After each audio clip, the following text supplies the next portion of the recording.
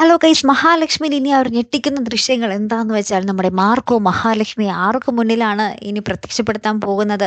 നമ്മുടെ ഉണ്ണിക്ക് നേർക്ക് മുന്നിൽ അല്ലേ? അപ്പൊ നമ്മുടെ മഹാലക്ഷ്മി പറയുന്നുണ്ട്, ഉണ്ണിയുടെ മുന്നിലേക്ക് വേണോ, അവൻ എൻ്റെ അനിയനല്ലേ എന്ന് പറയുമ്പോൾ നമ്മുടെ മാർക്കോ പറയുന്നുണ്ട്, ചേട്ടൻ്റെ മരണം ആഗ്രഹിക്കുന്ന അനിയനല്ലേ അത്, അവൻ്റെ മുന്നിൽ തന്നെ മഹാലക്ഷ്മി ഇനി പ്രത്യക്ഷപ്പെടണം എന്നും പറഞ്ഞ് നമ്മുടെ ഉണ്ണിക്ക് മുട്ടം പണി വെച്ചിരിക്കുകയാണ് നമ്മുടെ മാർക്കോ കേട്ടോ. അപ്പം നമ്മുടെ ഉണ്ണി രാത്രി നമ്മുടെ കരുണയുടെ വീട്ടിൽ നിന്നും തിരികെ സ്വന്തം വീട്ടിലേക്ക് പോകുന്നുണ്ട്.